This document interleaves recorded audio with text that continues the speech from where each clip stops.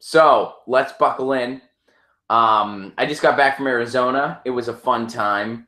And if you want to sum up what Sedona, Arizona is like, I can sum it up in one experience I had. I walked outside of a vegan coffee shop, a Buddhist-themed vegan coffee shop, where they had a community apple tree along with a message about giving. And next to that apple tree was a Hummer with fangs over the front grill and a license plate that read Bazooka. I think that pretty much sums up a town like Sedona, Arizona. But lovely hiking, very beautiful place. Did a lot of great hiking there. And reason I bring this up, guys, I watch cable television news again. Every time I do that, I feel like we got to talk about it because I'm just floored at how ridiculous it is. Why did I watch cable television news? On the plane. I was on the plane, and the Southwest gives you free TV. Like, there's free TV you can watch. So my girlfriend was like, let's check it out. And we split these headphones. And there wasn't much to choose from. There were like a couple basic channels and CNN, Fox News, MSNBC. And that was about it. There was not much to pick from. She picked out HDTV, which we were watching this show where they show these people a house, and then they say they're going to fix up the house, and the house they show them later looks nothing like the house in the first place. Like, they're like, what do you think of this house? And the other couple's like, we don't like this house at all. It looks like crap. And they're like, well, don't worry, because this is what the house is going to be. Then they show them this like animation of a house that looks nothing like the initial house. And they're just like, here we go. And then like they, it's a play-by-play. I was pretty bored with it real quick. My girlfriend likes the show. So I narrated the show like how I would do it. She did not appreciate that or find it humorous. So we switched over to news to mix it up a little bit. And it was Anderson Cooper. And they were doing a segment where they literally talked about nothing. And all they talked about was when the Democrats take power in 2018.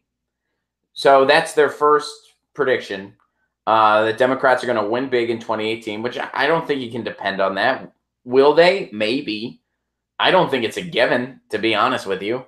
I don't think it's anywhere close to a given.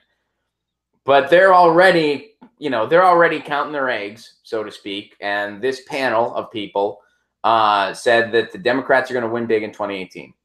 And then they said that they're going to impeach Trump. So this was passed off as news. All right. And why, like, so first of all, they had all these assumptions that the Democrats are going to win big, which they don't know about. So why are you talking about what's going to happen after the results of an election that hasn't happened yet? Why are you doing that? A. B, to be impeached, somebody needs to commit an impeachable offense. Thus far, nothing's been proven on Trump to impeach the guy. I dislike Trump as much as the next person, but you can't just impeach a president because a lot of people don't like him. Like, you just can't do that.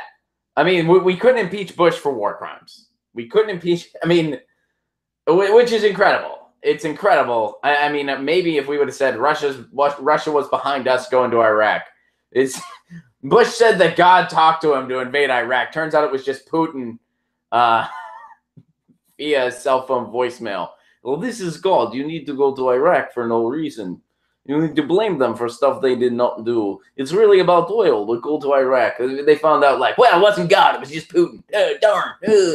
Maybe, just maybe. And I apologize for that horrible George Bush impression. It was awful. But maybe, just maybe, we would have impeached Bush. But my point is that you can't just, this was like, this news segment on CNN was barely fit for politics conversation at a bar. Like, if I was overhearing this conversation at a bar, I would have been like, this is boring. And these people are just speculating over nothing. And I would walk away. But this was a news segment. Oh, by the way, who was part of the panel? Robbie Mook. Robbie Mook, the person that, orchestrated that knock it out of the park Hillary Clinton campaign in 2016. Which, by the way, at one point he said, I don't want to relitigate. I don't want to revisit the election. And then after that, he said, but everybody was mean to Hillary and it's everybody's fault but ours. Like, that's pretty much what he said after, of course. But he was like, yeah, I don't want to revisit the 2016 election. I'm like, yeah, of course you didn't. Of course you wouldn't want to revisit that. You orchestrated a campaign that lost to a reality TV star. You lost. So that was the news segment I watched. That was cable television news. Robbie Mook and some other Democratic strategists talking about how the Democrats are going to win big, or they already assumed the Democrats have won big. Like the way they were talking, you would have assumed the midterms came and went, and the Democrats like destroyed. They won everything. Which is there a chance that'll happen? I doubt it. I doubt it. Yeah, it's possible, sure. The races are going to happen, but given the fact it is already March, they have no message, and they're taking some of these victories. They're taking the wrong messages from all of them. Again, the reason Connor Lamb won is because part of there's 3 different counties in that district that Connor Lamb won in Pennsylvania. One of the counties is a city county. It's like in the county that is Pittsburgh, Pennsylvania proper. That county is a strong Democratic. It has always gone Democrat. It's a city center or near a city center. It's always gone Democrat. He won enough in that county that him losing the other 2 was still not enough. And by the way, the Libertarian took about 0.6% of the vote, which had the Republican had that 0.6, the Republican would have won.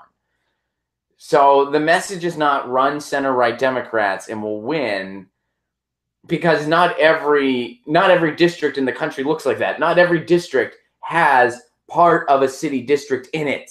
A lot don't. And he did not win either of those other 2 counties. You see what I'm saying here? And I'm not saying that the campaign didn't work hard or whatever. And I've been honest with you guys that I went to high school with the guy, and I know some people that worked on the campaign. And even though I don't agree politically with most of his positions, my